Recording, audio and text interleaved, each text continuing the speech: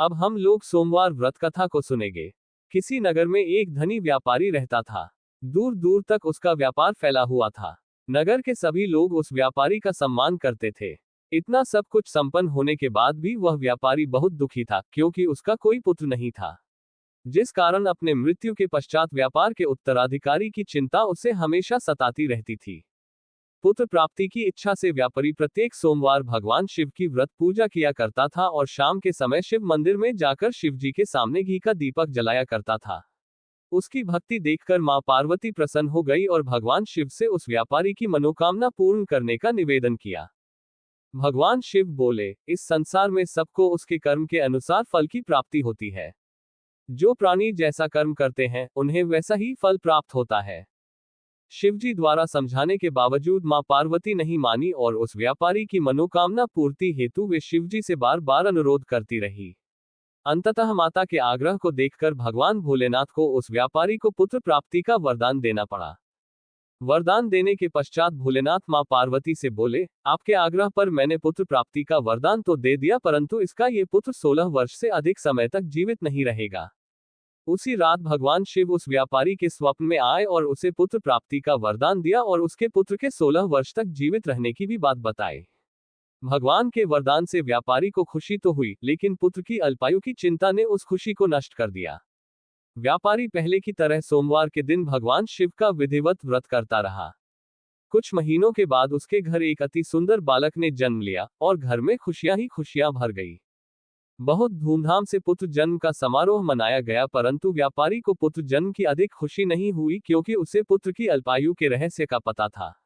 जब पुत्र 12 वर्ष का हुआ तो व्यापारी ने उसे उसके मामा के साथ पढ़ने के लिए वाराणसी भेज दिया। लड़का अपने मामा के साथ शिक्षा प्राप्ति हेतु चल दिया। रास्ते में जहां भी मामा भांजे विश्राम हेतु रुकते, वहीं यज्ञ करते और ब्राह्मणों को भोजन कराते। लंबी यात्रा के बाद मामा भांजे एक नगर में पहुंचे। उस दिन नगर के राजा की कन्या का विवाह था, जिस कारण पूरे नगर को सजाया गया था। निश्चित समय पर बारात आ गई, लेकिन वर का पिता अपने बेटे के एक आंख से काने होने के कारण बहुत चिंतित था। उसे भय था कि इस बात का पता चलने पर कहीं राजा विवाह से इनकार न कर दे, इससे उसकी बदनामी भी होगी। जब वर के पिता ने व्यापारी के पुत्र को देखा तो उसके मस्तिष्क में एक विचार आया। उसने सोचा, क्यों न इस लड़के को दूल्हा बनाकर राजकुमारी से विवाह करा दूं। विवाह के बाद इसको धन देकर विदा कर दूंगा और राजकुमारी को अपने नगर ले जाऊंगा। वर के पिता ने लड़के के मामा से इस संबंध में बात की। मामा ने धन मिलने के लालच में वर के पिता की बात स्वीकार कर ली। लड़के को दूल्हे का वस्त्र पहनाकर राजकुमारी से विवाह कर दिया गया। राजा ने बहुत सारा धन देकर राजकुमारी को विदा किया। शादी के बाद लड़का जब राजकुमारी से साथ लौट रहा था तो वह सच नहीं छिपा सका और उसने राजकुमारी के ओढ़नी पर लिख दिया, राजकुमारी, तुम्हारा विवाह मेरे साथ हुआ था, मैं तो वाराणसी पढ़ने के लिए जा रहा हूं और अब तुम्हें जिस नवयुवक की पत्नी बनना पड़ेगा वह कान्हा है। जब राजकुमारी ने अपनी ओढ़नी पर लिखा हुआ पढ़ा तो उसने कान्हे लड़के के साथ जाने से इनकार कर दिया। राजा को जब ये सब बातें पता लगी तो उसने राजकुमारी को महल में ही रख लिया। उधर लड़का अपने मामा के साथ वाराणसी पहुंच गया और गुरुकुल में पढ़ना शुरू कर दिया। जब उसकी आयु 16 वर्ष की हुई तो उसने यज्ञ किया। यज्ञ के समाप्ति पर ब्राह्मणों को भोजन कराया और खूब अन्न वस्त्र दान किए। रात को वह अपने शयन कक्ष में सो गया। शिव के वरदान के अनुसार शयन अवस्था में ही उसके प्राण पखेरु उड़ गए। सूर्योदय पर मामा मृत भांजे को देखकर रोने पीटने लगा। आसपास के लोग भी एकत्र होकर दुख प्रकट करने लगे। लड़के के मामा के रोने विलाप करने के स्वर समीप से गुजरते हुए भगवान शिव और माता पार्वती जी ने भी सुने। माता पार्वती ने भगवान से कहा, प्राणनाथ, मुझे इसके रोने के स्वर सहन नहीं हो रहे। आप इस व्यक्ति के कष्ट को अवश्य दूर करें। भगवान शिव ने माता पार्वती के साथ अदृश्य रूप में समीप जाकर देखा तो भोलेनाथ माता पार्वती से बोले, ये तो उसी व्यापारी का पुत्र है जिसे मैंने 16 वर्ष की आयु का वरदान दिया था। इसकी आयु पूरी हो गई है। मां पार्वती ने फिर भगवान शिव से निवेदन कर उस बालक को जीवन देने का आग्रह किया। माता पार्वती के आग्रह पर भगवान शिव ने उस लड़के को जीवित होने का वरदान दिया और कुछ ही पल में वह जीवित होकर उठ बैठा। शिक्षा समाप्त करके लड़का मामा के साथ अपने नगर की ओर चल दिया। दोनों चलते हुए उसी नगर में पहुंचे जहां उसका विवाह हुआ था। उस नगर में भी यज्ञ का आयोजन किया। समीप से गुजरते हुए नगर के राजा ने यज्ञ का आयोजन देखा और उसने तुरंत ही लड़के और उसके मामा को पहचान लिया। यज्ञ के समाप्त होने पर राजा मामा और लड़के को महल में ले गया और कुछ दिन उन्हें महल में रखकर बहुत सा धन, वस्त्र आदि देकर राजकुमारी के साथ विदा कर दिया। इधर भूखे प्यासे रहकर व्यापारी और उसकी पत्नी बेटे की प्रतीक्षा कर रहे थे। उन्होंने प्रतिज्ञा कर रखी थी कि यदि उन्हें अपने बेटे की मृत्यु का समाचार मिला तो दोनों अपने प्राण त्याग देंगे, परंतु जैसे ही उसने बेटे के जीवित वापस लौटने का समाचार सुना तो वह बहुत प्रसन्न हुआ। वह अपनी पत्नी और मित्रों के साथ नगर के द्वार पर पहुंचा। अपने बेटे के विवाह का समाचार सुनकर पुत्रवधू राजकुमारी को देखकर उसकी खुशी का ठिकाना न रहा। उसी रात भगवान शिव ने व्यापारी के स्वप्न में आकर कहा, हे श्रेष्ठी, मैंने तेरे सोमवार के व्रत करने और व्रत कथा सुनने से प्रसन्न होकर तेरे पुत्र को लंबी आयु प्रदान की है। पुत्र की लंबी आयु जानकर व्यापारी बहुत प्रसन्न हुआ। शिव भक्त होने तथा सोमवार का व्रत करने से व्यापारी की सभी मनोकामनाएं पूर्ण हुई। इसी प्रकार जो भक्त सोमवार का विधिवत व्रत करते हैं और व्रत कथा सुनते हैं उनकी सभी इच्छाएं पूरी होती हैं। सोमवार व्रत कथा समाप्त होती है। अब ओम नमः शिवाय। भक्तों, सनातन धर्म में भगवान शिव को अत्यंत दयालु और भक्तवत्सल माना गया है। जो भी सच्चे मन से उनका स्मरण करता है, महादेव उसकी सभी बाधाओं को दूर कर देते हैं। आज हम सुनने जा रहे हैं शिव भक्त वैश्वन की मार्मिक और प्रेरणादायक कथा। ये कथा हमें बताती है कि यदि मन में सच्ची श्रद्धा, अटूट विश्वास और भगवान शिव के प्रति समर्पण हो तो असंभव भी संभव हो जाता है। कहा जाता है कि भगवान शिव अपने भक्तों की परीक्षा अवश्य लेते हैं, लेकिन अंत में उन्हें ऐसा आशीर्वाद देते हैं कि उनका जीवन धन्य हो जाता है। तो आइए पूरे श्रद्धा और भक्ति भाव से हर हर महादेव का स्मरण करते हुए शिव भक्त वैश्वना की पवित्र कथा का श्रवण करते हैं। बोलिए हर हर महादेव, जय भोलेनाथ। प्राचीन काल में पुण्य सलीला नर्मदा के पावन तट पर नर्मपुर नामक एक अति रमणीय छोटा सा गांव था। उसमें विश्वाना नामक एक पुण्यात्मा ब्रह्मचारी रहते थे।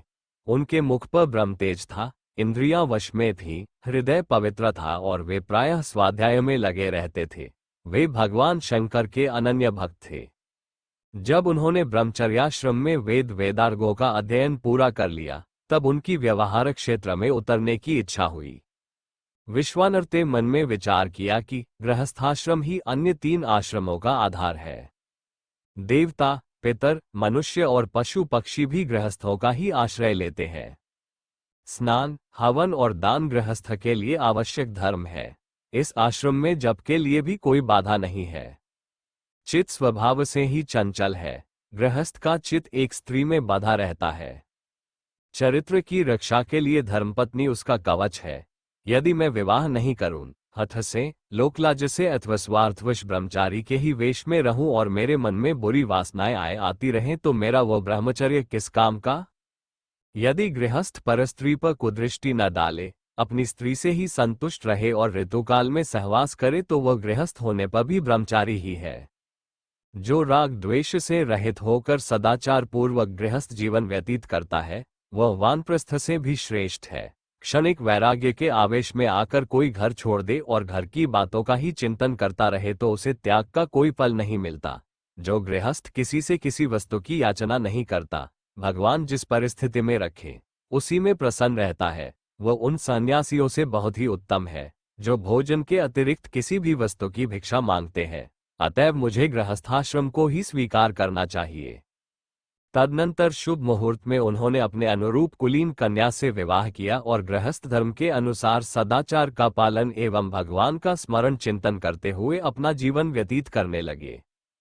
उनकी पत्नी का नाम शुचिष्मती था। वे अपने पति को हो भगवान का स्वरूप मानकर उनकी सेवा करती थीं। पंच महायज्ञ, देवता, पितर और अतिथियों की पूजा सेवा प्रतिदिन होती। विश्वानर के एक पूजा पाठ एवं अर्थोपार्जन का समय निश्चित था। उनका प्रत्येक काम धर्म की प्रेरणा से युक्त ही होता था। उनकी धर्मपत्नी उनके प्रत्येक कार्य में निःसंकोच सहायता करती थी। वे 2 शरीर 1 प्राण थे। उनका जीवन सुखमय था। भगवान का प्रेम दोनों के हृदय से छलकता रहता था। इस प्रकार बहुत दिन बीत गए। संतान न होने से शुचिष्मती का मन दुखी रहता था। उसने एक दिन पति से कहा, उनके मन में आई इसके लिए भगवान शंकर को आराधना करनी चाहिए और इसके बाद अपनी पत्नी को आश्वासन देकर उन्होंने इस कार्य के लिए काशी की यात्रा की। काशी भगवान शंकर का नित्य निवास स्थान है। काशी में पहुंचते ही विश्वानर के त्रिविध ताप शांत हो गए, सैकड़ों जन्मों के संस्कार धुल गए। उन्होंने गंगा खान करके भगवान शंकर की विविध लिंग मूर्तियों का दर्शन और पूजन किया। यज्ञ करके सहस्र सहस्र ब्राह्मण सन्यासियों को भोजन कराया। अंत में उन्होंने यह निश्चय किया कि भगवान वीरेश्वर की आराधना करनी चाहिए। अब तक बहुत से स्त्री पुरुषों ने वीरेश्वर की आराधना करके अपनी अपनी अभिलाषा पूर्ण की है। मैं इन्हों आराधना करूंगा, इन्हों की सेवा अर्चा से इन्हें पुत्र रूप में प्राप्त करूंगा, ऐसा दृढ़ निश्चय करके विश्वानर की उपासना में लग गए। उन्होंने 13 महीने तक भगवान को पूजा को कभी एक समय खा लेते, कभी बिना मांगे जो कुछ मिल जाता वही खाकर रह जाते, कभी दूध पी लेते, कभी फल खा लेते, कभी कुछ नहीं खाते। 1 महीने तक एक मुट्ठी तिल प्रतिदिन खाकर रह गए। किसी महीने में पानी ही पीकर रह गए तो किसी महीने में वह भी नहीं। इस प्रकार घोर तपस्या करते हुए उन्होंने 12 महीने व्यतीत किए। 13वें महीने एक दिन प्रातःकाल ही गंगा स्नान करके की पूजा करने के लिए आए। उन्होंने जब मूर्ति की ओर देखा तब बीचों बीच लिंग में एक बालक दिखाई पड़ा। 8 वर्ष की अवस्था मालूम पड़ती थी। सब अंगों में भस्म लगा हुआ था। बड़ी बड़ी आंखें थीं, लाल लाल अधर थे, सिर पर पीली जटा और मुख पर हंसी थी। बालकोचित वेश था, शरीर पर वस्त्र नहीं था। लीलापूर्ण हंसी से चित्त को मोह रहा था। ये बालक बालक नहीं, साक्षात भगवान शंकर थे। विश्वानर अपने इष्ट देव को पहचानकर उनके चरणों पर गिर पड़े और आंखों के जल से उनका अभिषेक किया। रोमांचित शरीर एवं गढ़ कंठ से अंजलि बांधकर उन्होंने स्तुति को और उनके चरणों पर गिर पड़े। भगवान शंकर ने कहा, तुम्हारी जो इच्छा हो मांग लो। विश्वानर ने कहा, प्रभु आप सर्वज्ञ है, आपके लिए अज्ञात क्या है? एक तो मैंने इच्छा करके ही अपराध किया, दूसरे अब आप याचना करने को कह रहे हैं। याचना तो दीनता की मूर्ति है, आप जानबूझकर मुझे इसके लिए क्यों प्रेरित कर रहे हैं? भगवान शंकर ने कहा, तुम्हारी अभिलाषा पूर्ण होगी। शुचिष्मति की इच्छा पूर्ण करने के लिए तुमने जो तपस्या की है वह सर्वथा उचित है। मैं एक रूप से तुम्हारा पुत्र बनूंगा। मेरा नाम गृहपति, अग्नि अथवा वैश्वानर होगा। इतना कहकर भगवान अंतर्धान हो गए और विश्वानर बड़े आनंद के साथ भगवान का स्मरण करते हुए अपने घर लौट आए। समय पर शुचिष्मति गर्भवती हुई। विश्वानर ने शास्त्र के अनुसार सभी संस्कार किए। जिस दिन पुत्र जन्म हुआ उस दिन सब दिशाएं आनंद से परिपूर्ण हो गईं।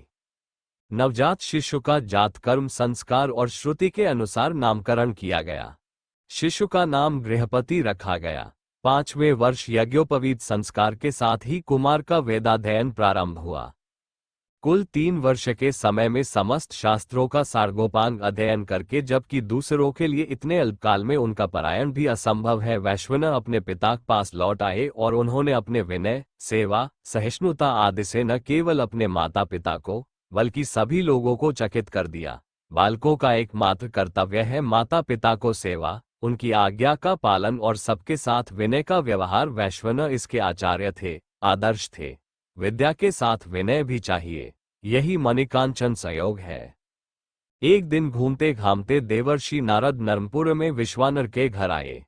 शुचिष्मति और विश्वानर ने प्रेम और आनंद से भरकर उनका आतिथ्य सत्कार किया। वैश्वानर गृहपति ने आकर उनके चरणों में प्रणाम किया। देवर्षि नारद ने आशीर्वाद देकर विश्वानर से बालक की प्रशंसा करते हुए कहा, तुम्हारा दाम्पत्य जीवन धन्य है। ये तुम्हारा बड़ा सौभाग्य है कि तुम्हें ऐसा आज्ञाकारी पुत्र प्राप्त हुआ है। पुत्र के लिए तो इससे बढ़कर और कोई कर्तव्य ही नहीं है। उसके लिए माता पिता ही गुरु और देवता है, उनकी सेवा ही सदाचार है, उनके चरणों का जल ही तीर्थ है। पुत्र के लिए संसार में पिता ही परमात्मा है, पिता से भी बढ़कर माता है। क्योंकि 10 महीने तक पेट में रखना और बचपन में पालन पोषण करना माता का ही काम है। गंगा पवित्र जल से अभिषेक करने पर भी वैसी पवित्रता नहीं प्राप्त होती जैसी माता के चरणामृत के स्पर्श से प्राप्त होती है। संन्यास लेने पर पुत्र पिता के लिए वंदनीय हो जाता है, परंतु माता सन्यासी पुत्र के लिए भी वंदनीय ही रहती है। तुम दोनों धन्य हो, क्योंकि तुम्हें ऐसा पुत्र रत्न प्राप्त हुआ है। देवर्षि नारद जब ये कह रहे थे, माता पिता हृदय में कितना हर्ष हुआ होगा, इसका अनुमान कौन कर सकता है। देवर्षि नारद ने वैश्वानर को अपने पास बुलाते हुए कहा, बेटा आओ, मेरी गोद में बैठ जाओ, मैं तनिक तुम्हारे शरीर के लक्षणों को तो देखें। माता पिता की आज्ञा से वैश्वानर देवर्षि नारद को प्रणाम करके बड़ी नम्रता से उनकी गोद में बैठ गए। देवर्षि नारद ने शरीर का एक एक लक्षण देखा, तालु, जीभ और दांत भी देखे। इसके पश्चात गौरी शंकर और गणेश को नमस्कार करके कुड़कुम से रंगे हुए सूत से उत्तर मुंह खड़े हुए बालक को पैर से लेकर सिर तक नाप लिया। उसके बाद कहा, हे विश्वाना, 108 अंगुल जिसके शरीर का परिमाण होता है वो लोकपाल होता है। तुम्हारा बालक वैसा ही है। इसके शरीर में उत्तम पुरुष के 32 लक्षण मिलते हैं। इसके 5 अंग दीर्घ हैं, दोनों नेत्र, ठोड़ी, जानु और नासिका। 5 अंग सूक्ष्म है, त्वचा, केश, दांत, उंगलियां और उंगलियों की गांठें। इसके 3 अंग हस्व है, ग्रीवा, जंघा और मूत्रेंद्रिय, स्वर, अंतःकरण और नाभि, ये 3 गंभीर है। इसके 6 स्थान ऊंचे हैं, वक्ष, स्थल, उदर, मुख, ललाट, कंधे और हाथ। इसके 7 स्थान लाल है, दोनों हाथ, दोनों आंखों, कोने, तालु, जिह्वा, ओष्ठ, अधर और नख। 3 स्थान विस्तीर्ण है, ललाट, कटी और वक्षस्थल। इन लक्षणों से ये सिद्ध होता है कि यह बालक महापुरुष है। देवर्षि नारद ने इनके अतिरिक्त माता पिता को और बहुत से लक्षण दिखाए जिनसे इस बालक की असाधारणता सिद्ध होती थी। माता पिता सुनते सुनते अघाते न थे। वे चाहते थे देवर्षि और कुछ कहें। देवर्षि ने भी अपनी ओर से कोई बात उठा न रखी। देवर्षि ने अंत में कहा, इस बालक में सब गुण है, सब लक्षण है। यह निष्कंक चंद्रमा है, फिर भी ब्रह्मा इसे छोड़ेंगे नहीं। विधाता के विपरीत होने पर सारे गुण दोष बन जाते हैं। अभी इसका 9वीं वर्ष चल रहा है, 12वें वर्ष विद्युत के द्वारा इसकी मृत्यु हो सकती है। इतना कहकर देवर्षि नारद आकाश मार्ग से चले गए। माता पिता हृदय पर तो मानो अभी वज्रपात हो गया। वैश्वानर ने देखा, मेरे माँ बाप बहुत दुखी हो रहे हैं। उन्होंने मुस्कुराकर कहा, माँ, तुम लोग इतने डर क्यों गए? तुम्हारे चरण कमलों को धूली जब मैं अपने सिर पर रखे रहूंगा तब काल भी मेरा स्पर्श नहीं कर सकता। वज्र में तो रखा ही क्या है। मेरे अनन्य स्नेही पूजनीयो, मैं प्रतिज्ञा करता हूं कि यदि मैं तुम्हारा पुत्र हूं तो ऐसा काम कर दिखाऊंगा कि वज्र और मृत्यु दोनों मुझसे भयभीत रहेंगे। मैं भगवान मृत्युंजय की आराधना करूंगा। वे काल के भी काल है, उनकी कृपा से कुछ भी असंभव नहीं है। वैश्वानर की वाणी क्या थी, अमृत की वर्षा थी।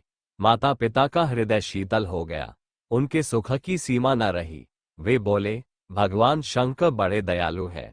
उन्होंने एक नहीं अनेकों को रक्षा की है। प्रलय कीती हुई आग व हलाहल विष, जिसकी ज्वाला से त्रिलोकी भस्म हो जाती, करुणा पर वश होकर भगवान शहूर पी गए। उनसे बढ़कर दयालु और कौन हो सकता है। जाओ, तुम उन्हों की शरण में जाओ, उनका आराधन ही जीवन की पूर्णता है।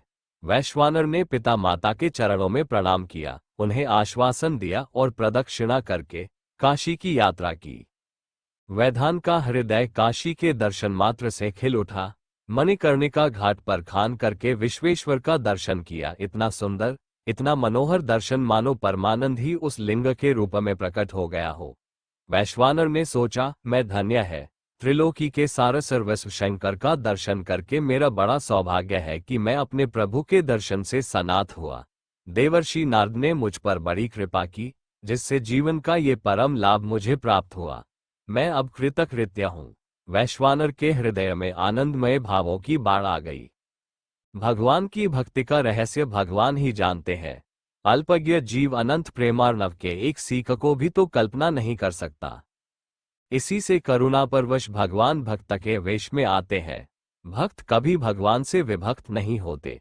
चाहे भगवान भक्त के हृदय में प्रकट होकर प्रेम की लीला करें, चाहे भक्त के रूप में, दोनों में एक ही बात है। आज साक्षात शंकर भी जीवों के कल्याण के लिए भक्तों का साथ सज रहे हैं। यह उनके लिए तो एक लीला है, परंतु जीवों के लिए भक्ति भावना का, आराधना का एक सुंदर आदर्श है। इस मार्ग पर चलकर भला कौन नहीं अपना कल्याण साधन कर सकता। वैश्वानर ने शुभ मुहूर्त में शिवलिंग को स्थापना की, पूजा के बड़े कठोर नियम स्वीकार किए। प्रतिदिन गंगा जी से 108 घड़े जल लाकर चढ़ाना, 1008 नीले कमलों की माला चढ़ाना, 6 महीने तक सप्ताह में एक बार कंदमूल खाकर रह जाना, 6 महीने तक सूखे पत्ते खाना, 6 महीने तक जल और 6 महीने तक केवल हवा के आधार पर रहना। जप, पूजा पाठ, निरंतर भगवान शंकर का चिंतन, सरल हृदय भक्ति भावनाओं से परिपूर्ण, कभी भगवान को कर्पूर धवल भस्मभूषित सर्प प्रिवेष्टित दिव्य मूर्ति का ध्यान, तो कभी करुणापूर्ण हृदय से गदगद प्रार्थना। 2 वर्ष बीत गए पलक मारते मारते। सुख के दिन, सौभाग्य के दिन यूं ही बीत जाया करते हैं। एक दिन जब वैश्वानर का 12वां वर्ष चल रहा था, मानो नारद की बात सत्य करने के लिए हाथ में वज्र लिए हुए इंद्र आए। उन्होंने कहा, वैश्वना, मैं तुम्हारी नियम निवासी प्रसन्न हूं। तुम्हारे हृदय में जो अभिलाषा हो मुझसे कहो, मैं उसे अवश्य पूर्ण करूंगा। वैश्वानर ने बड़े ही कोमल स्वर में कहा, देवेंद्र, मैं आपको जानता हूं, आप सब कुछ कर सकते हैं, परंतु मेरे स्वामी तो एकमात्र भगवान शंकर है। मैं उनके अतिरिक्त और किसी से वर नहीं ले सकता। इंद्र ने कहा, बालक, तू मूर्खता क्यों कर रहा है? मुझसे भिन्न शंकर का कोई अस्तित्व नहीं है। मैं ही देवाधिदेव हूं। जो तुझे चाहिए मुझसे मांग ले। वैश्वानर ने कहा, इंद्र, आपका चरित्र किससे छिपा है? मैं तो शंकर के अतिरिक्त और किसी से वर नहीं मांग सकता। इंद्र का चेहरा लाल हो गया। उन्होंने अपने हाथ में स्थित भयंकर वज्र से वैश्वानर को डराया। वज्र की भीषण आकृति देखकर, जिसमें से विद्युत की लपटें निकल रही थीं, वैश्वानर मानो मूर्छित हो गए। ठीक इसी समय भगवान गौरी शंकर ने प्रकट होकर अपने कर कमलों के अमृतमय संस्पर्श से वैश्वानर को उज्जीवित करते हुए कहा, बेटा, तुम्हारा कल्याण हो। उठो उठो, देखो तो सही तुम्हारे सामने कौन खड़ा है। उस सुधा मधुर वाणी को सुनकर वैश्वानर ने अपनी आंखें खोली और देखा कि कोटि कोटि सूर्य के समान प्रकाशमान भगवान शंकर सामने खड़े हैं। ललाट पर लोचन, कंठ में कालिमा, बाईं ओर जगतजननी पार्वती जटा में स्थित चंद्रमा को किरणें आनंद को वर्षा कर रही थी। कर्पूरोम्वल शरीर पर गजचर्म का आच्छादन और सांपों के आभूषण आनंद के उद्रेक से वैश्वानर का गला भर आया, शरीर पुलकायमान हो गया, बोलने की इच्छा होने पर भी जबान बंद हो गई। वैश्वानर चित्रलिखे की भांति स्थिर हो गया, अपने आप को भी भूल गया। न नमस्कार, न स्तोत्र और न तो प्रार्थना। एक ओर गौरीशंकर और दूसरी ओर वैश्वानर। वैश्वानर चकित था, भगवान शंकर मुस्कुरा रहे थे। भगवान शंकर ने मौन भंग किया। वे बोले, बाल वैश्वानर, क्या तुम इंद्र का वज्र देखकर भयभीत हो गए? डरो मत, मैंने ही इंद्र का रूप धारण करके तुम्हें परखना चाहा था। जो मेरे प्रेमी भक्त है वे तो मेरे स्वरूप ही है, और तुम तो मेरे स्वरूप हो ही। इंद्र, वज्र अथवा यमराज मेरे भक्त का बाल भी बांका नहीं कर सकते। तुम्हारी जो इच्छा हो वो मैं पूर्ण कर सकता हूं। तुम्हें मैंने अग्नि का पद दिया, तुम समस्त देवताओं के मुख बनोगे। सब देवता तुम्हारे द्वारा ही अपना अपना भाग ग्रहण कर सकेंगे। समस्त प्राणियों के शरीर में तुम्हारा निवास होगा। पूर्व दिशा के अधिपति इंद्र हैं और दक्षिण दिशा के यमराज। तुम दोनों के बीच में दिक्पाल रूप से निवास करो। तुम आज से आग्नेय कोण के अधिपति हुए। अपने पिता, माता और बंधुजनों के साथ विमान पर चढ़कर तुम अग्निलोक में जाओ और अपने पद के अनुसार कार्य करो। भगवान शंकर के इतना कहते ही वैश्वानर के माता पिता, बंधु बांधव सब वहां उपस्थित हो गए। सबके साथ भगवान शंकर के चरणों में नमस्कार करके वैश्वानर अग्नि अपने लोक को चले गए और भगवान शंकर उसी लिंग में समा गए जिसकी पूजा वैश्वानर किया करते थे। भगवान शंकर ने स्वयं उस लिंग की बड़ी महिमा गाई है। भक्तों, ये थी शिव भक्त वैश्वानर की पावन और प्रेरणादायक कथा। इस कथा से हमें यही सीख मिलती है कि जो भी व्यक्ति सच्चे मन से भगवान शिव की भक्ति करता है, उसके जीवन की सभी बाधाएं दूर हो जाती हैं और महादेव उसकी हर मनोकामना पूर्ण करते हैं। भगवान शिव अपने भक्तों को कभी निराश नहीं करते। वे सदैव अपने भक्तों पर कृपा और आशीर्वाद बनाए रखते हैं। आइए हम सब मिलकर प्रार्थना करें, हे भोलेनाथ, जैसे आपने अपने भक्त वैश्वानर पर कृपा की, वैसे ही हम सभी पर अपनी कृपा और आशीर्वाद बनाए रखें। हमारे जीवन से दुख, कष्ट और संकट दूर करें और हमें सच्चे धर्म और भक्ति के मार्ग पर चलने की शक्ति दे। इसी प्रार्थना के साथ बोलिए, हर हर महादेव, जय शिव शंकर, बोल बम।